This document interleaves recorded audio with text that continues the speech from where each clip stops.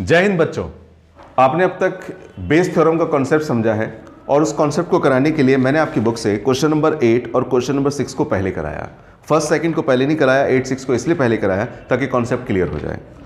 अब हम लोग प्रॉपरली 13.3 को शुरू करेंगे क्वेश्चन नंबर 1 से आगे 14 तक। हालांकि क्वेश्चन नंबर 1 आपका बेस थ्योरम का क्वेश्चन नहीं है, ये मल्टीप्लिकेशन थ्योरम का क्वेश्चन है। तो मैं करता हूं फर्स्ट। एक्चुअली मैं बेस थ्योरम के क्वेश्चन की स्टार्टिंग क्वेश्चन नंबर 2 से है, लेकिन मैं सारे क्वेश्चन सॉल्व करके दूंगा।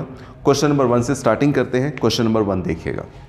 क्वेश्चन नंबर 1 कह रहा है an urn contains 5 red and 5 black balls. कह रखा है एक बैग है, उसमें बॉस 5 रेड और 5 ब्लैक बॉल हैं। A ball is drawn at random, its colour is noted. हमने क्या करा, इस बैग से एक बॉल निकाली और बॉल निकालने के बाद उसका कलर नोट किया।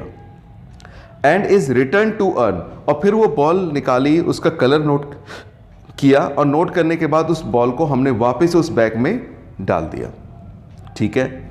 More over 2 additional balls of the colour drawn are put in the urn and then a ball is drawn at random. कह रखा है आपने जो बॉल निकाली उसका कलर नोट किया, कलर नोट करने के बाद उस बॉल को वापस उस बैग के अंदर डाल दिया। फिर इसमें एक बात और उसने कर दी है, क्या, जिस कलर की बॉल आपने निकाली थी, जिस कलर की बॉल आपने निकाली थी उसी कलर की 2 बॉलें और अलग से लाए और उस थैले के अंदर डाल दी। मतलब क्या, देखिएगा कुछ ऐसे वो कह रहा है। क्वेश्चन नंबर 1 है हमारा 13.3 के लिए। ये एक बैग है बच्चों और इस बैग में क्या है, 5 रेड और 5 ब्लैक बॉल है, यानी कि टोटल 10 बॉल्स हैं। इसमें से आपने एक बॉल निकाली। अब वो जो एक बॉल आपने निकाली, हो सकता है वो जो एक बॉल निकाली अगर मान के चले वो रेड बॉल निकली थी तो आपने अलग से 2 रेड बॉल और उसके अंदर डाल दी है। अगर मान के चलिए आपने पहले नंबर पे ब्लैक बॉल निकाली तो अलग से 2 ब्लैक बॉल और उसके अंदर डाल दी है। मतलब जो बॉल आपने पहले निकाली है, जिस कलर की बॉल आपने निकाली है उसी कलर की 2 बॉल उसके अंदर डाल देनी है, ऐसा वो क्वेश्चन कह रहा है। अब एक बात समझिए, पहले रेड बॉल कितनी थी 5 और ब्लैक बॉल कितनी थी 5। मैंने मान के चलिए फर्स्ट नंबर पे फर्स्ट अटेम्प्ट पे जो रेड बॉल निकाली तो मैं 2 रेड बॉल और डाल दूंगा, यानी कि टोटल रेड बॉल इस बैग में अब कितनी हो जाएगी, 5 और 2 7। ब्लैक उतनी रहेगी लेकिन रेड 7 हो जाएगी। लेकिन सिचुएशन एक ऐसी भी हो सकती है, एक सिचुएशन ये भी हो सकती है क्या, कि मैंने जो फर्स्ट अटेम्प्ट पे बॉल निकाली वो ब्लैक बॉल थी। अगर वो फर्स्ट अटेम्प्ट पे जो बॉल निकाली वो ब्लैक बॉल थी तो मैं 2 बॉल और ब्लैक लेकर के इसके अंदर डाल दूंगा। इससे क्या होगा, इस केस में ब्लैक बॉल तो 7 हो जाएगी लेकिन रेड बॉल कितनी रहेगी, अभी भी 5 ही रहेगी। फिलहाल क्वेश्चन को पढ़ते हैं, फिर मैं इसे एक्सप्लेनेशन और दूंगा। मैं आगे लिखा है 2 additional ball of the colour drawn are put in the urn and then a ball is drawn at random. और उसके बाद क्या हुआ, इन 2 बॉलों को डालने के बाद फिर एक बॉल और निकाली है, फिर एक बॉल और निकाली है। आपसे वो प्रोबेबिलिटी पूछ रहा है किस चीज की, what is the probability that the second ball is red. मतलब आपने इस थैले से कितनी बार, इस बैग से कितनी बार बॉल निकाली, एक बार फर्स्ट टाइम निकाली कलर नोट करने के लिए, 2 बॉल डाल दी, उसके बाद एक और बॉल निकाली है। वो जो आपने इसके बाद एक और बॉल निकाली है, आपको प्रोबेबिलिटी बतानी है कि जो सेकंड नंबर पे बॉल निकाली है वो सेकंड नंबर पे निकाली गई बॉल रेड हो, उसकी क्या प्रोबेबिलिटी है। तो देखिए क्वेश्चन को कैसे सॉल्व करते हैं, ध्यान से समझिएगा। सबसे पहले मैं लिखता हूं क्वेश्चन में,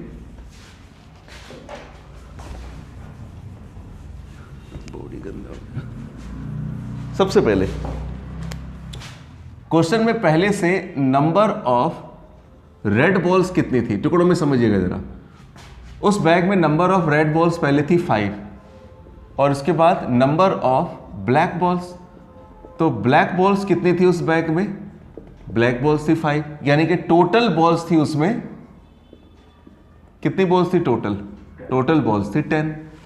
अब इसमें 2 केस बन सकते हैं। 2 केस कैसे, ये समझिए कि इस थैले में आपकी 5 रेड और 5 ब्लैक बॉल है। आपने सबसे पहले एक बॉल निकाला है। अब जब आपने एक बॉल निकाला है तो वो एक बॉल क्या हो, ब्लैक भी हो सकता है और वो एक बॉल क्या हो सकती है, रेड भी हो सकती है। तो मैं केस फर्स्ट को सॉल्व कर रहा हूं। There are 2 cases. पहला केस हो सकता है क्या, when red ball is drawn on first attempt. जब हम लोगों ने क्या करा, पहले अटेम्प्ट पर रेड बॉल निकाली। When red ball is drawn on first attempt. अगर मैंने पहले अटेम्प्ट पे बच्चों फर्स्ट अटेम्प्ट पे रेड बॉल निकाली, यानी कि तब उस समय मेरे को बताइएगा प्रोबेबिलिटी ऑफ रेड बॉल क्या होगी।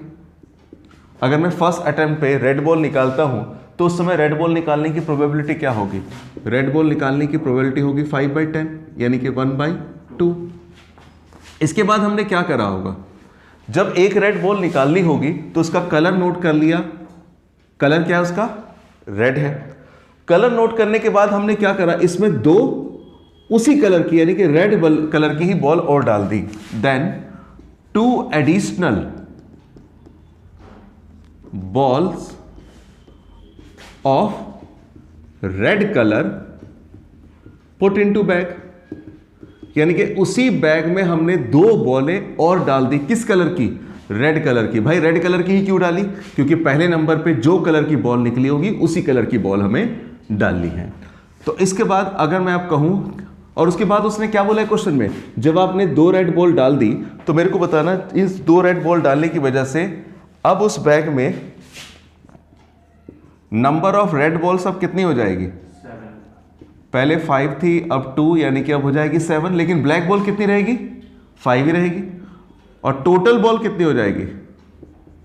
टोटल बॉल हो जाएगी, रेड बॉल हो जाएगी 5 से 7, ब्लैक तो उतनी रहेगी, यानी कि टोटल बॉल हो जाएगी 12। तो अब मैं पूछता हूं क्या probability of red ball on second attempt. मैं यहां पे फर्स्ट अटेम्प्ट लिख सकता था, probability of second red ball on second attempt, यानी कि आपने 2 रेड बॉल डाल दी। 2 रेड बॉल डालने के बाद आपको एक और बॉल निकालनी है और वो बॉल भी क्या होनी चाहिए बॉस? रेड होनी चाहिए। तो अब जरा बताइए, जब रेड बॉल हमने और 2 डाल दी, रेड हो गई 7, ब्लैक उतनी है 5, तो टोटल बॉल कितनी होगी? 12।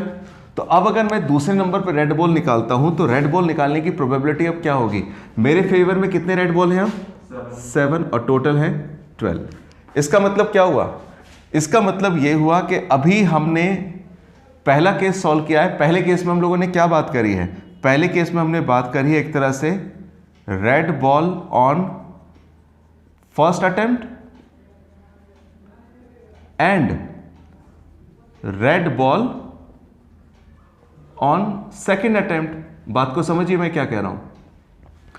पहले अटेम्प्ट पे हमने रेड बॉल निकाली एंड उसके बाद सेकेंड अटेम्प्ट पे भी हमने क्या निकाली है? रेड बॉल निकाली है। एंड लगेगा दोनों के बीच में। पहले अटेम्प्ट पे हमने रेड बॉल निकाली तो रेड बॉल निकालने की प्रोबेबिलिटी क्या होगी? 1/2। एंड का मतलब मल्टीप्लाई। और दूसरे अटेम्प्ट पे भी हम लोगों ने रेड बॉल निकाली है। दूसरे अटेम्प्ट पे रेड बॉल निकालने की प्रोबेबिलिटी क्या होगी? दूसरे अटेम्प्ट पे रेड बॉल निकालने की प्रोबेबिलिटी होगी 7/12, यानी कि 7/24। ये 7/24 किस सिचुएशन को रिप्रेजेंट कर रहा है? उस सिचुएशन को रिप्रेजेंट कर रहा है जिसमें आपने पहले अटेम्प्ट पे जो बॉल निकाली थी वो रेड थी, 2 रेड बॉल और डाली और उसके बाद ही रेड बॉल निकाली। इसका सेकंड केस भी देखिए, सेकंड केस भी समझना जरूरी है। उसके बाद फर्स्ट केस पे और जो क्लियरेंस है हो जाएगी। सेकंड केस क्या है जरा समझिएगा। केस 2 की बात मैं कर रहा हूं। केस 2 के बारे में भाई आपने मान के चलिए क्या करा, when black ball is drawn, when black ball is drawn on first attempt, जब आपने पहले अटेम्प्ट पे कौन सी बॉल निकाली? ब्लैक बॉल निकाली। अब एक बात का जवाब दीजिए आप, ये बैग थी, इस बैग में रेड कितने थे? 5 और ब्लैक कितने थे? पहले 5। दूसरा केस में बता रहा हूं, दूसरे केस में आपने कितनी बॉल, आपने एक बॉल निकालनी है। पहले केस में तो ऑलरेडी ले चुका हूं कि आपने रेड बॉल निकाली। अब मान के चलता हूं कि आपने जो बॉल निकाली वो बाई चांस कौन सी बॉल है? ब्लैक है। आपने उसका कलर नोट कर लिया, कलर क्या था? ब्लैक था। तो आपने क्या करा होगा? इसके अंदर 2 ब्लैक बॉल और डाल दी होगी। जब 2 ब्लैक बॉल और डालोगे तो ब्लैक बॉल पहले 5 थी, अब 2 ब्लैक और डाल दोगे तो ब्लैक बॉल अब क्या हो जाएगी? 7, रेड तो उतनी रहेगी 5, टोटल नंबर ऑफ बॉल कितनी हो जाएगी? 12। तो इसको जो मैंने न्यूमेरिकल समझाया इसको मैं थोड़ा स्टेटमेंट में लिखूं। सबसे पहले मैं लिखूंगा क्या? Probability of black ball on first attempt, मतलब पहला केस जब आपने फर्स्ट अटेम्प्ट पे कौन सी बॉल निकाली हो? ब्लैक बॉल निकाली हो। अगर फर्स्ट अटेम्प्ट पे आपने ब्लैक बॉल निकाली तो ब्लैक बॉल निकालने की प्रोबेबिलिटी उस समय क्या होगी जब आपने ब्लैक बॉल निकाली होगी? ब्लैक बॉल 5 है, टोटल 10 है, यानी कि 1/2। ब्लैक बॉल निकल गई। अच्छा, ब्लैक बॉल निकालने के बाद आपने इसमें क्या करना है, 2 और ब्लैक बॉल ही डालनी है। तो अगर आप इसमें 2 ब्लैक बॉल और डालोगे, देन 2 एडिशनल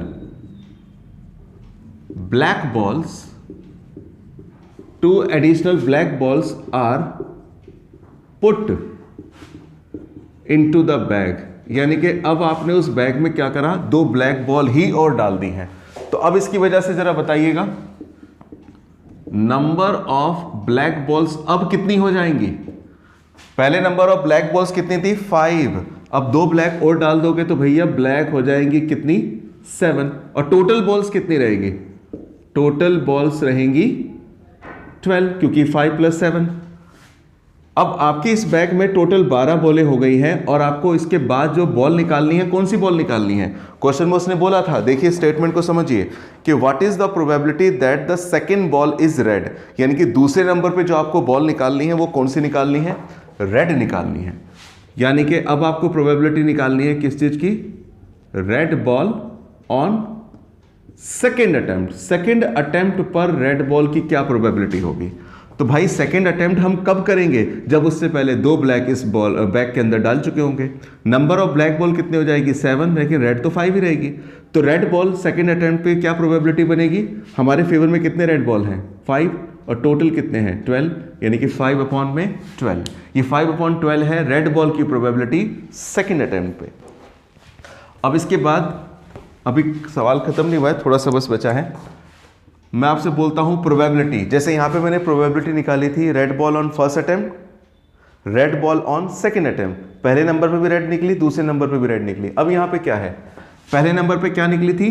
ब्लैक, मतलब black ball on first attempt पे ब्लैक बॉल निकली, and red ball on second attempt पे रेड बॉल निकली। तो एक बात समझिए, पहले नंबर पे ब्लैक बॉल निकली, उसकी क्या प्रोबेबिलिटी है बच्चों?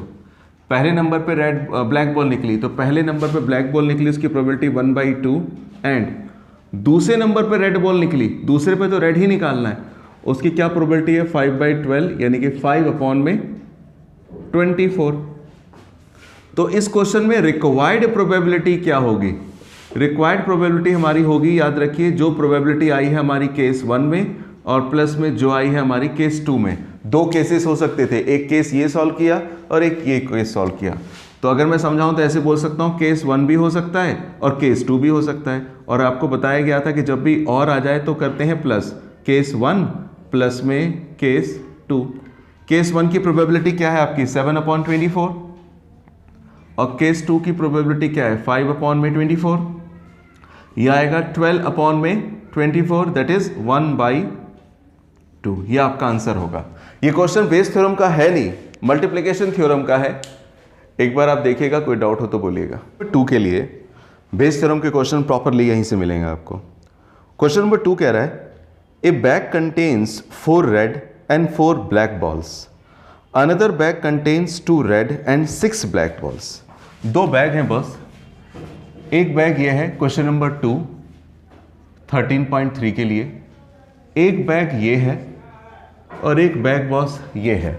इन दोनों बैग में कुछ कुछ बॉल्स हैं। कितने कितने बॉल हैं जरा सुनिएगा। ए बैग कंटेन, इस वाले बैग में रेड बॉल है 4 और ब्लैक बॉल की बात करें तो वो भी 4 है, और अनदर बैग में रेड बॉल कितनी है? 2, और जो ब्लैक बॉल है वो 6 है। 4 रेड एंड 4 ब्लैक बॉल्स और 2 red and 6 black balls. One of the 2 bag is selected at random and a ball is drawn from the bag which is found to be red. ये bag 1 है, ये bag 2 है। इन दोनों bag में से हमने किसी एक बैग को सिलेक्ट करना है। तो one of the 2 bag is selected at random, in 2 bag में से किसी एक बैग को सिलेक्ट करना है, and a ball is drawn from the bag, और एक बॉल उसमें निकाल लेनी है। Find the probability that the ball drawn from the first bag. आपको प्रोबेबिलिटी बतानी है कि जो बॉल हमने निकाली वो बॉल कौन सी होनी चाहिए। उसने बोला है क्या? Find the probability that the ball is drawn from the first bag, और शुरू में लिखा हुआ था which is found to be red. अब एक बात समझिए, ये दो बैग हैं आपके लिए, ये बैग फर्स्ट है, ये बैग सेकंड है। इन दोनों में से आप कोई भी एक बैग सिलेक्ट कर सकते हो, यानी कि बैग को सिलेक्ट करने की पॉसिबिलिटी इक्वल है, 1/2 इस बैग की, 1/2 इस बैग की, क्योंकि दो बैग है, दो बैग में से ही एक बैग सिलेक्ट करोगे। दूसरी बात, इस बैग में से जब आप बॉल निकालोगे, जिस बैग को भी सिलेक्ट करोगे उसमें से एक बॉल निकालनी है, और वो जो बॉल निकालनी है वो बॉल रेड होनी चाहिए। तो रेड बॉल होने की क्या प्रोबेबिलिटी होगी, जरा समझिएगा। सबसे पहले इस सवाल को सॉल्व करने के लिए मैं मान के चलता हूं कि लेट, जैसे हम लोग शुरू में करते थे, कि E1 be the event of selecting first bag, E1 be the event of selecting first bag. First bag हमने सिलेक्ट किया, उसको मैंने नाम दे दिया E1, और इसके बाद E2 be the event of selecting second bag. हम सेकेंड बैग को सिलेक्ट करें, उसको मैंने नाम दे दिया है E2। दो बैग हैं, अगर मैं लिखता हूं PE1 तो PE1 का मतलब फर्स्ट बैग सिलेक्ट करने की प्रोबेबिलिटी, अगर मैं लिखता हूं PE2 तो मतलब सेकंड बैग को सिलेक्ट करने की प्रोबेबिलिटी। बैग दो है और इन दोनों में से कोई भी एक बैग सिलेक्ट कर सकते हैं, तो हर एक बैग को सिलेक्ट करने की प्रोबेबिलिटी क्या होगी, ऑब्वियसली 1/2 होगी। 50% चांस इस बैग को सिलेक्ट करने के हैं, 50% इसको। अच्छा, बैग तो आपने सिलेक्ट कर लिया, सिलेक्ट करने के बाद आपने क्या करना है, एक बॉल निकालना है, और वो एक बॉल क्या होनी चाहिए बॉस, रेड होनी चाहिए। तो यहां पे लिखता हूं मैं क्या, let R be the event of drawing या सिलेक्टिंग रेड बॉल। आपको रेड बॉल मिले उसको मैं डिनोट कर रहा हूं आर से। अगर मैं लिखता हूं पी आर अपॉन में E1 और मैं लिखता हूं पी आर अपॉन में E2, तो इसका मतलब समझिए, इसको रीड करना समझिए। E1 का मतलब फर्स्ट बैग, रेड का आर का मतलब रेड बॉल, तो इसे मैं क्या पढ़ूंगा, red ball from first bag, red ball from first bag. तो फर्स्ट बैग से रेड बॉल होने की प्रोबेबिलिटी क्या होगी, रेड बॉल हमारे फेवर में 4 है, टोटल कितने हैं 8, यानी कि 1/2। रेड बॉल आर अपॉन में E2 का मतलब रेड बॉल सेकंड बैग से, तो सेकंड बैग से रेड बॉल निकालने की प्रोबेबिलिटी क्या होगी, तो सेकंड बैग से रेड बॉल निकालने की प्रोबेबिलिटी, फेवर में रेड बॉल है 2 और टोटल क्या है 8, यानी कि 1/4। अब हमें प्रोबेबिलिटी निकालनी है, तो हम लोग फॉर्मूला जानते हैं, फॉर्मूला होता था PEI अपॉन में, अगर R लिखा है तो मैंने फॉर्मूले में A लिखा था, लेकिन इस क्वेश्चन में R का जिक्र हो रहा है तो मैं R लिख लेता हूं।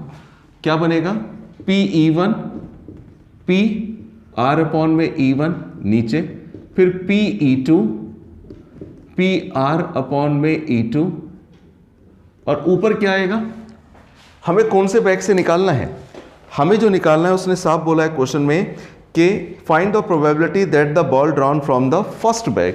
आपको प्रोबेबिलिटी निकालनी है कि जो बॉल निकला हो वो फर्स्ट बैग से निकला हो। फर्स्ट बैग का मतलब मैं I के बदले क्या लिखूंगा 1, तो यहां पे लिखूंगा PE1 PR अपॉन में E1। तो यहां पे वैल्यूज लगाते हैं, PE1 की वैल्यू क्या है, PE1 की वैल्यू है 1/2, PE2 भी है 1/2, तो यहां पे लिख डालता हूं 1/2, R अपॉन में E1, R अपॉन में E1 क्या है, वो भी 1/2 है, PE1 1/2, PR अपॉन में E1, R अपॉन में E1 भी है 1/2, PE2 आपका 1/2 है और R अपॉन में E2 आपका है 1/4। ये 1/4 होगा, 1/4 1/8, 1/4 एज इट इज, एलसीएम लेंगे 80 आएगा, 4 2 जा +1 आएगा, तो 1/4 3/8, तो 1/4 रिवर्स करेगा 8/3, तो 4 2 जा 8, आंसर आ जाएगा 2/3। यानी कि फर्स्ट बैग से रेड बॉल निकले उसकी प्रोबेबिलिटी होगी 2/3। थर्ड क्वेश्चन पर आते हैं। Of the student in A college it is known that 60% reside in hostel, 40% are day scholar not residing in hostel। किसी कॉलेज में बच्चों 60% स्टूडेंट ऐसे हैं जो हॉस्टल में रहते हैं और 40% स्टूडेंट ऐसे हैं जो हॉस्टल में नहीं रहते, मतलब अपने घर पे रहते होंगे शायद। Previous year results report that, पहले इसको जरा नोट कर लेते हैं कि कॉलेज में, क्वेश्चन नंबर अब 3 है, किसी हॉस्टल में जितने भी स्टूडेंट हैं 60% स्टूडेंट और 40% स्टूडेंट, ये बच्चे ऐसे हैं जो हॉस्टल में रहते हैं, और ये याद रखिए नॉट हॉस्टल में लिख रहा हूं, ये हॉस्टल में नहीं रहते हैं, ऐसा उसने कहा है। आगे है previous year results report that, पिछले साल के रिजल्ट क्या बताते हैं कि 30% of the all students who resided in hostel attain grade A and 20% of the day scholar attain A in their annual examination. Last year का रिपोर्ट यह बताता है कि जो बच्चे हॉस्टल में थे, जो हॉस्टल में रहते थे, उसमें से 30% स्टूडेंट ऐसे हैं जिनको ग्रेड ए मिला है, और जबकि जो हॉस्टल में नहीं रहते उसमें 20% स्टूडेंट को ग्रेड ए मिला है। यानी कि ग्रेड ए इनको भी मिला है, ग्रेड ए इनको मिला है, लेकिन इसमें ग्रेड ए की पॉसिबिलिटी ज़्यादा बताई गई है। जो बच्चे हॉस्टल में रहते हैं 30% चांस है ग्रेड ए वाले, 20% चांस है ग्रेड ए वाले जो हॉस्टल में नहीं रहते। दो ग्रुप हैं। आगे लिखा है at the end of the year one student is chosen at random from the college and he has an A grade. आखिरी में साल के क्या हुआ, ये जितने भी बच्चे थे उसमें से हमने रैंडमली किसी एक बच्चे को सिलेक्ट किया, और बाई चांस उस बच्चे का क्या है, ग्रेड ए आ रखा है।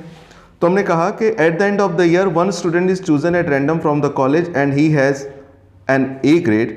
What is the probability that the student is hosteller. Hosteller का मतलब हमने एक स्टूडेंट सिलेक्ट किया, उसका ग्रेड ए है। अब जो ग्रेड ए है वो तो इस वाले ग्रुप के भी बच्चे का हो सकता है, इस वाले ग्रुप के बच्चे का भी हो सकता है। आपको क्वेश्चन में प्रोबेबिलिटी निकालनी है किस चीज़ की, कि जो बच्चा आपने सिलेक्ट किया उसका ग्रेड ए है और वो बच्चा कौन से ग्रुप का है, हॉस्टलियर है। हॉस्टलियर का मतलब वो हॉस्टल में रहता था। तो इस सवाल को सॉल्व करने के लिए मैं क्या करूंगा, जो हॉस्टल वाले बच्चे हैं उनको नाम दे देता हूं E1, जो हॉस्टल में नहीं रहते उनको नाम दे देता हूं E2।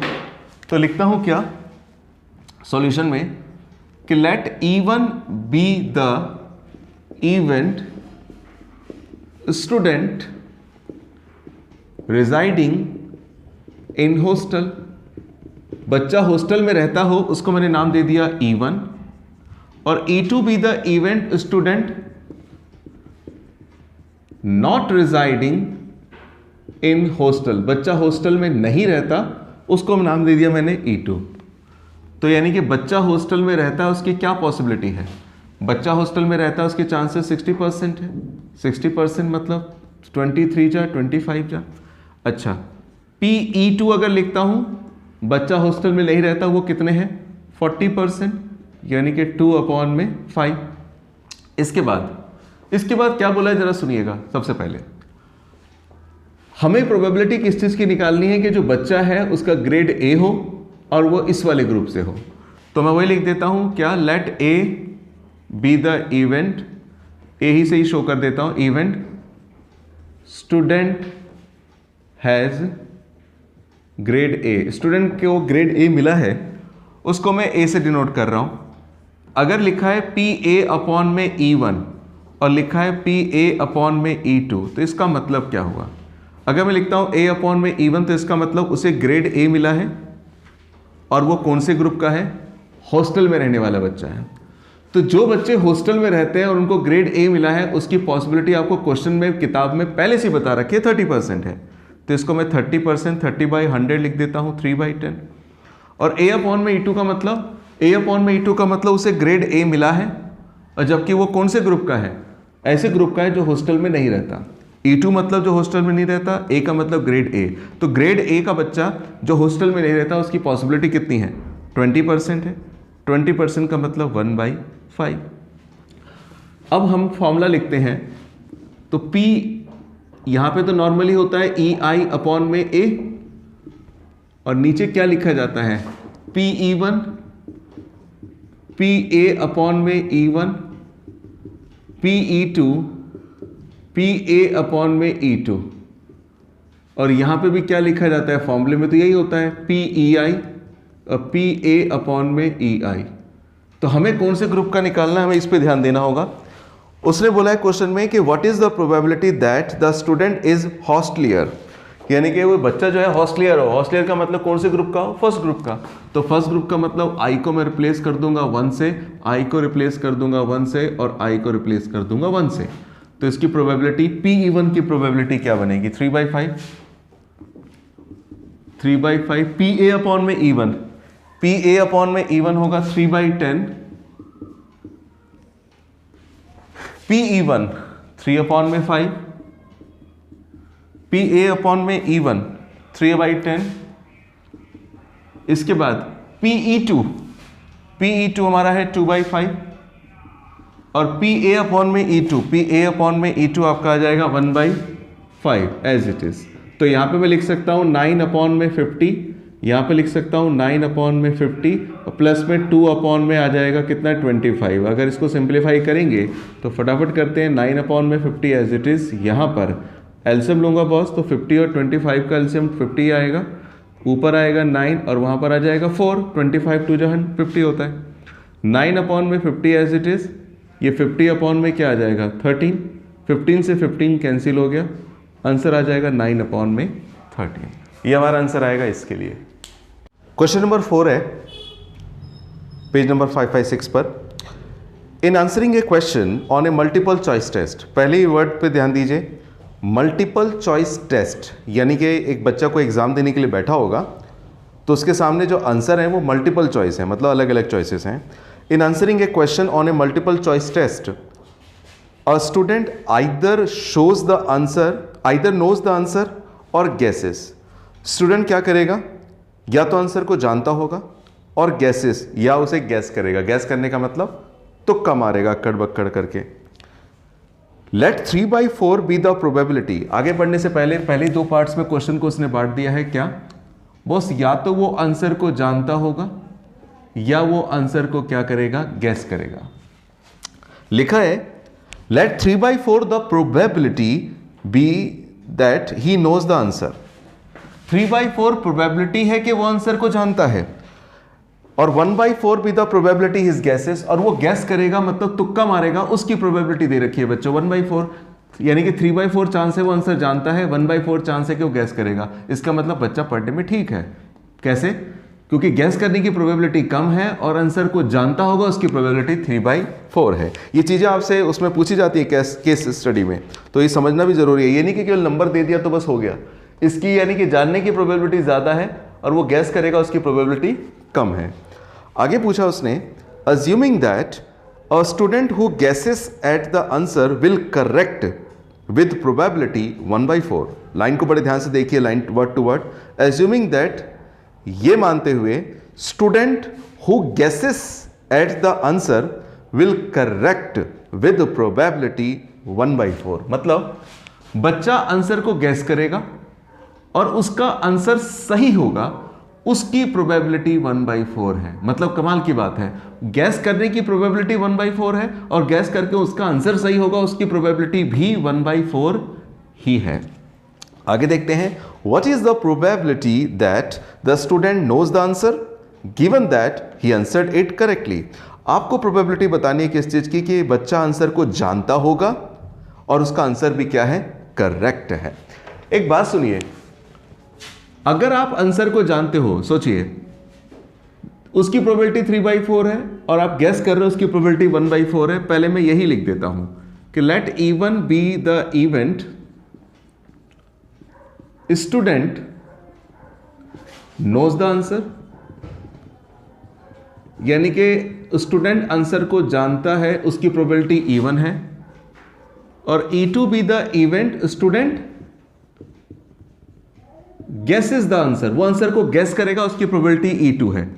तो PE1 का क्या मतलब हुआ, PE1 का मतलब वो आंसर को जानता है, उसकी प्रोबेबिलिटी तो आपको दे ही रखी है 3/4।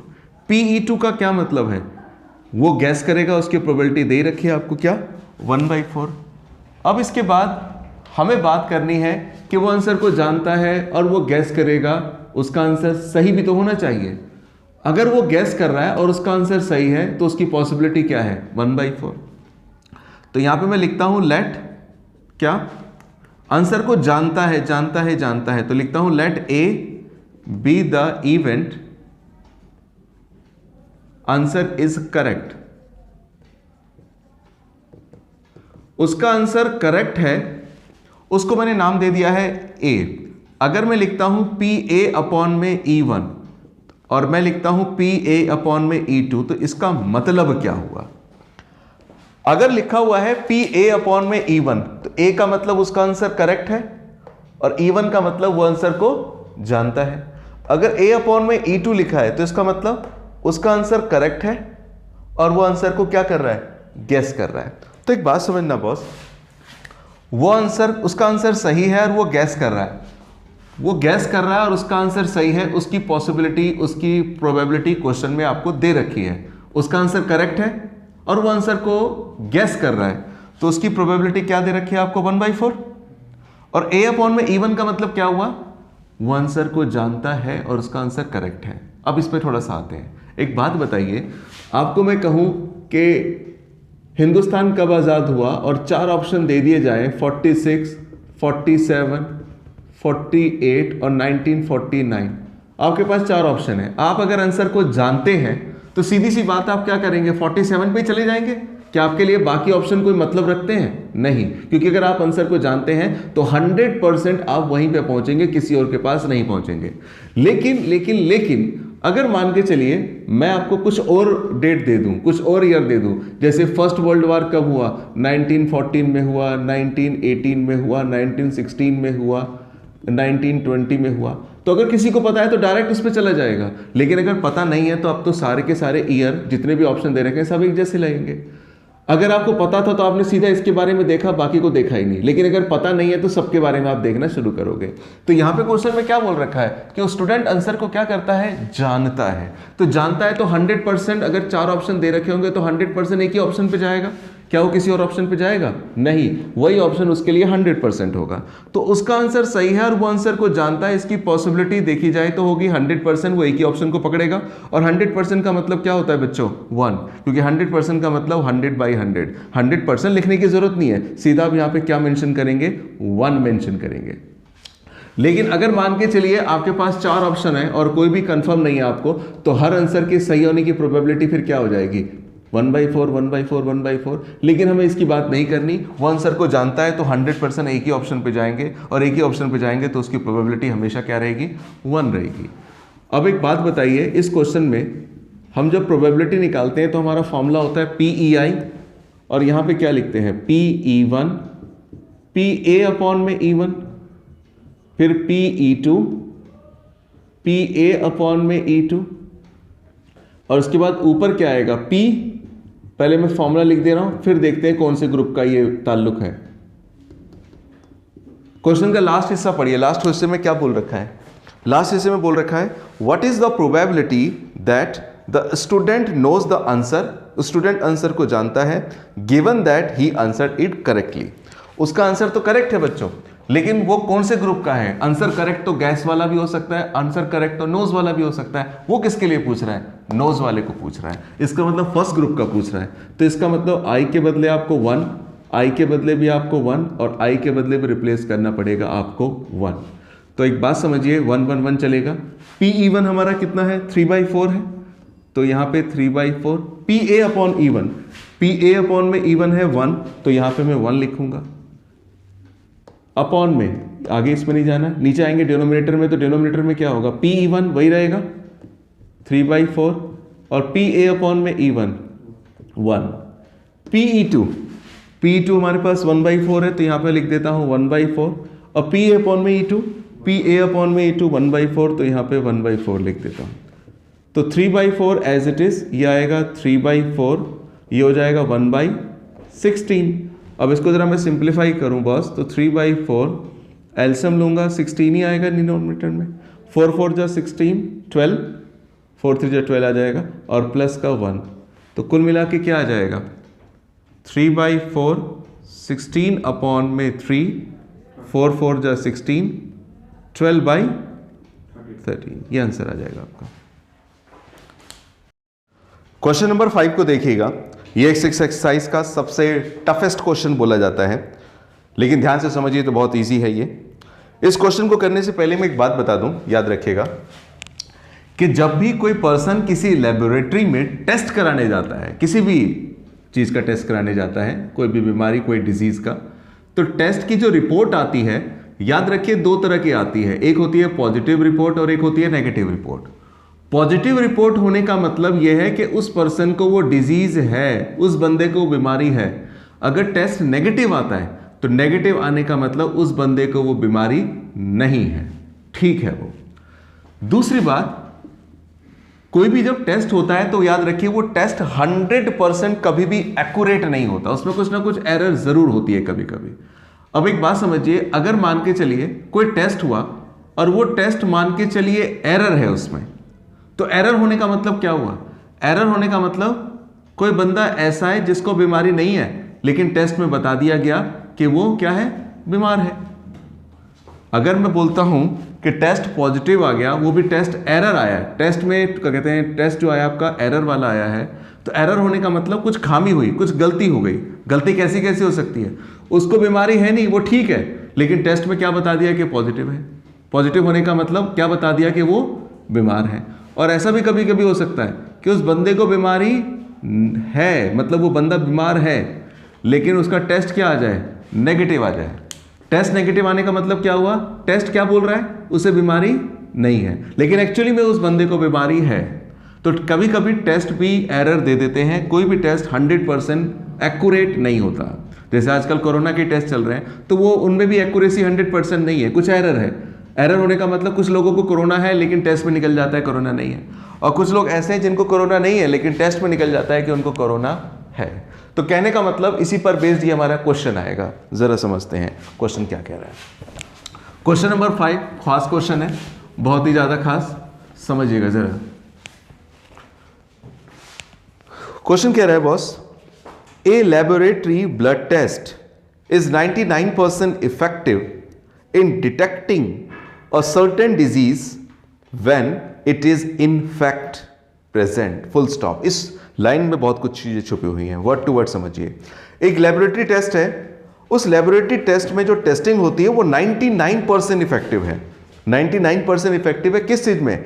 किसी भी बीमारी को पकड़ने में, डिटेक्ट करने में। जबकि उसको वो बीमारी है, मतलब किसी पर्सन को बीमारी है, उसका हमने कहा चलो भाई तुम्हारा टेस्ट करते हैं। जब उसका टेस्ट करा गया तो 99% रिजल्ट सही आएगा, 1% एरर हो सकता है एज पर क्वेश्चन। However, अब आगे देखिएगा, however क्या लिखा है? The test also yield a false positive result। इसको जरा टुकड़ों में सारी चीजों को इकट्ठा करते हैं तो जरा समझिएगा। पहली लाइन में उसने क्या बोला है कि 99% इफेक्टिव है in detecting a certain disease when it is in fact present. In fact का मतलब क्या हुआ? मतलब यह हुआ कि कोई बंदा है, मैं चित्र से बना रहा हूं, डायग्राम से बता रहा हूं, किसी बंदे को वाकई में मान के चलिए क्या है, बीमारी है। किसी बंदे को मान के चलिए बीमारी है, उसका हमने क्या करा, टेस्ट करा, और टेस्ट करने पर वो बीमारी पकड़ में आ जाएगी। उसके चांसेस कितने हैं? 99% है। यानी कि उस बंदे को बीमारी है, टेस्ट किया और टेस्ट करने पर उसकी बीमारी पकड़ में आ जाएगी, उसकी पॉसिबिलिटी कितनी बता रखी है? 99% बता रखी है। हाउएवर, हालांकि the test also yields a false positive result. False positive result का क्या मतलब हुआ बच्चों? अगर एक वर्ड लिखा हुआ है फॉल्स पॉजिटिव रिजल्ट, इसका मतलब क्या हुआ? हालांकि क्वेश्चन वाले ने फिर दोबारा समझाया ब्रैकेट में, लेकिन मैं आपसे समझना चाहता हूं। फॉल्स पॉजिटिव रिजल्ट का मतलब, पॉजिटिव रिजल्ट का मतलब उसे बीमारी है, पॉजिटिव रिजल्ट का मतलब है कि बीमारी है, और उसके आगे वर्ड क्या लग गया? फॉल्स। मतलब ये जो पॉजिटिव रिजल्ट है ये झूठा है। झूठा होने का मतलब उस बंदे को बीमारी नहीं है, लेकिन रिजल्ट में क्या बता दिया गया है कि भैया तुझे बीमारी है, तेरा रिजल्ट क्या आ गया है? पॉजिटिव। पॉजिटिव रिजल्ट का मतलब ये हुआ, एक तरह से मैं इसको डायग्रामेटिकली समझाऊं तो, एक बंदा है जो पूरी तरह से हेल्दी है, स्वस्थ है, लेकिन उस बच्चे का रिजल्ट क्या आ गया है? पॉजिटिव आ गया है। और उसके बारे में क्या बता रखा है? The test also yields a false positive result for 0.5% of the healthy person tested. एक हेल्दी पर्सन का टेस्ट किया गया और उसका रिजल्ट पॉजिटिव आ गया, उसकी पॉसिबिलिटी क्या है? 0.5% है। 0.5% का मतलब एक तरह से क्या हुआ? डेसिमल हटाऊंगा तो 10 और परसेंटेज हटाऊंगा तो 00, यानी कि 5 अपॉन में क्या आएगा? 1000।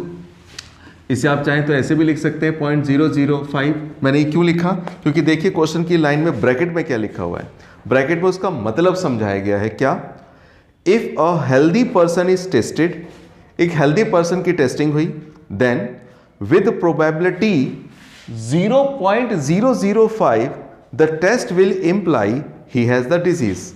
मतलब एक हेल्दी पर्सन है, उसका टेस्ट हुआ, टेस्ट करने पर उसका रिजल्ट पॉजिटिव आ जाए, उसकी पॉसिबिलिटी बता रखी है, कितनी है पॉसिबिलिटी 0.005।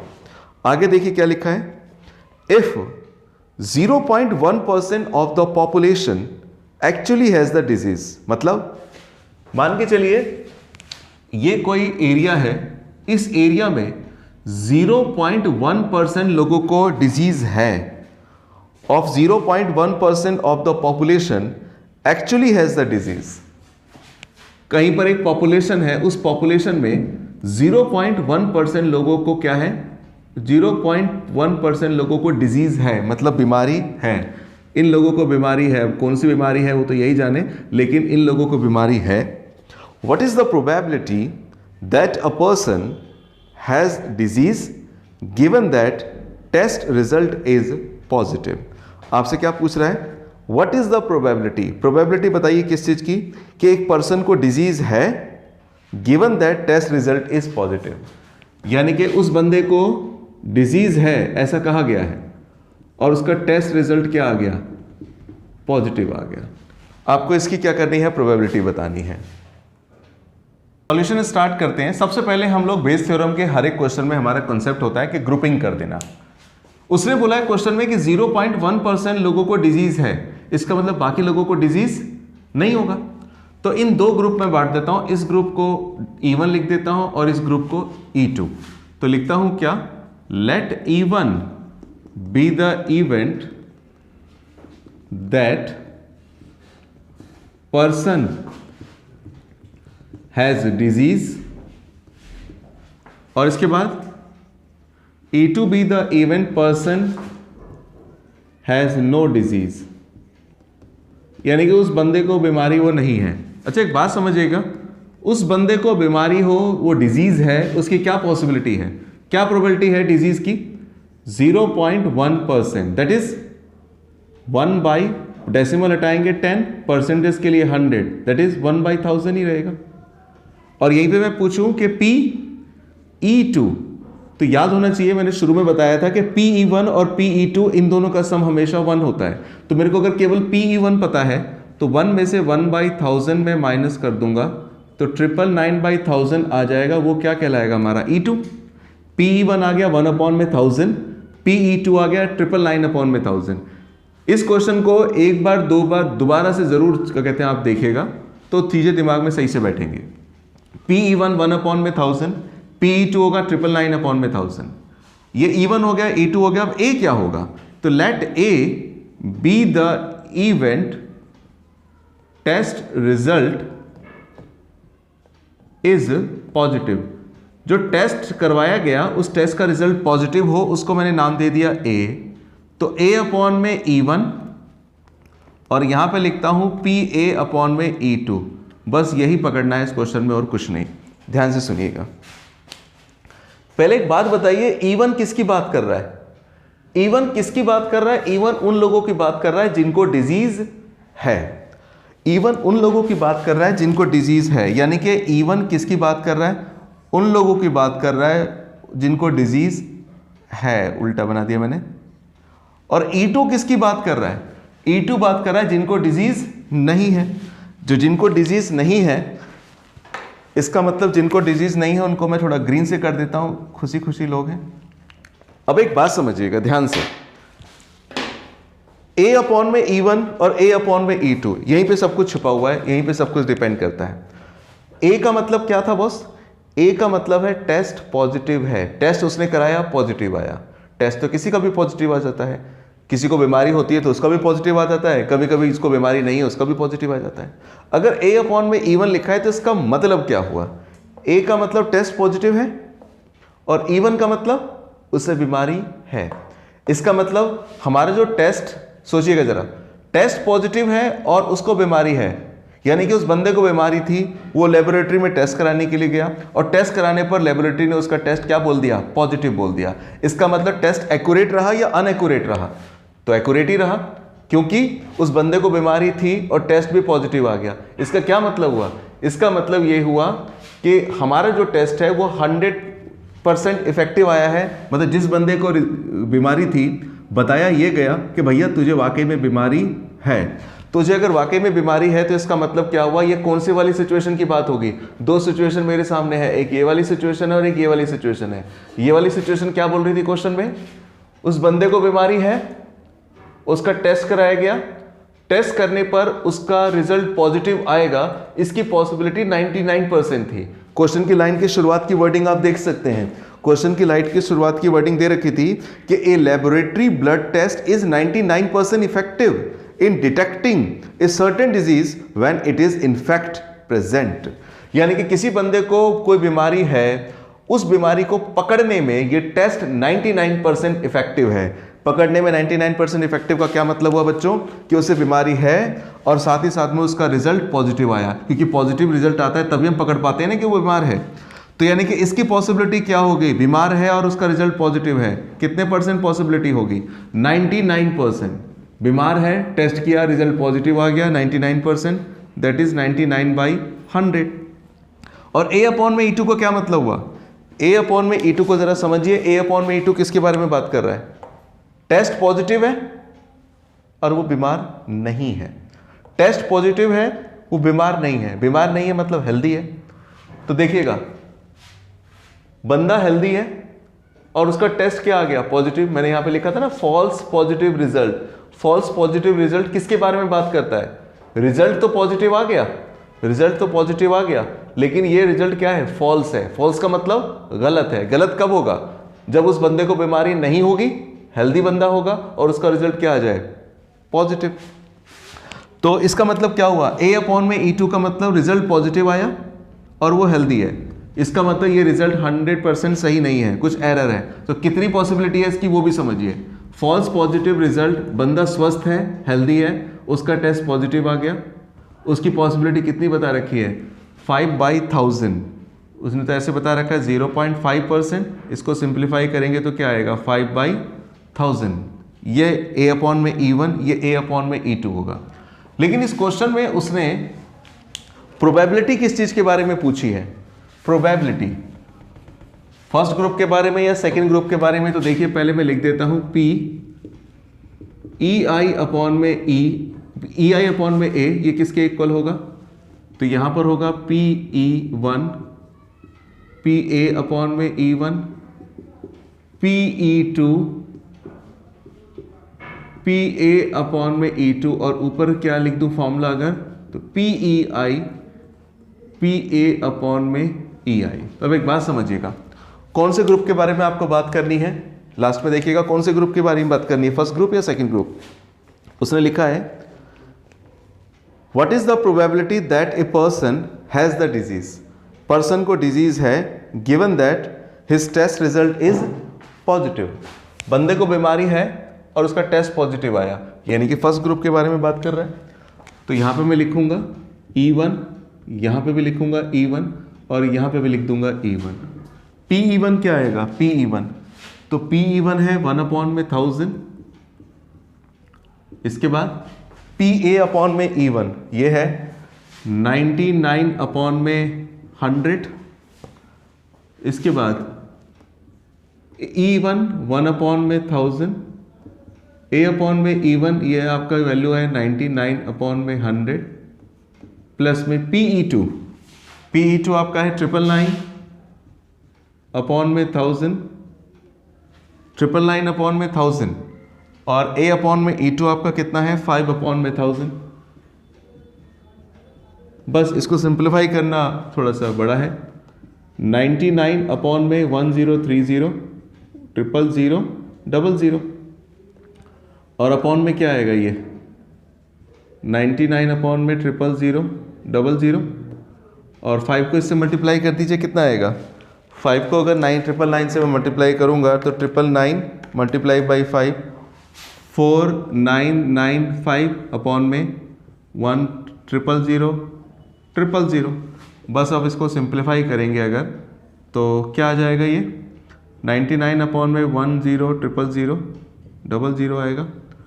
नीचे एलसीएम लूँगा तो एलसीएम में कौन आ जाएगा, 1 2 3 4 5 0 है, यहाँ पे 1 2 3 4 5 6 0 है, तो 1 2 3 1 2 3 एलसीएम लूँगा तो ये आएगा 990 प्लस में 4995 आ जाएगा। एलसीएम लेंगे तो यही आएगा। अब 1 2 3 4 5 6 1 2 3 4 5, चलिए मैं एक बार लिख देता हूँ नहीं तो डाउट बन जाए। ये होगा 99 1 2 3 4 5, इसको रिवर्स करूँगा 1 2 3 4 5 6, और यहाँ पे क्या है 4995 और 990, कुल मिला के आएगा ये 5985। तो कितने हो गए 1 2 3 4 5 1 2 3 4 5, ये आ गया कितना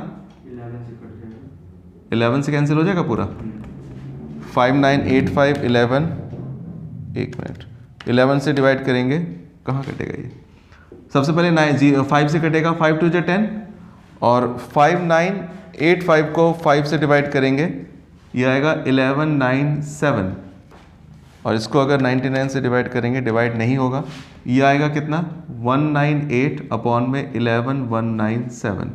अगर इसको 9 से डिवाइड करूंगा मैं 198 डिवाइड बाई 9, ये आएगा 22, और 1197 को 9 से डिवाइड करूंगा तो 133।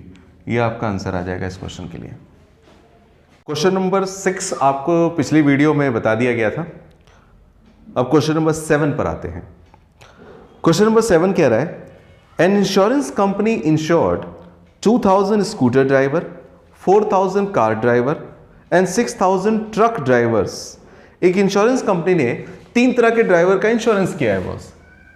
क्वेश्चन नंबर हमारा है 7, एक्सरसाइज 13.3 के लिए।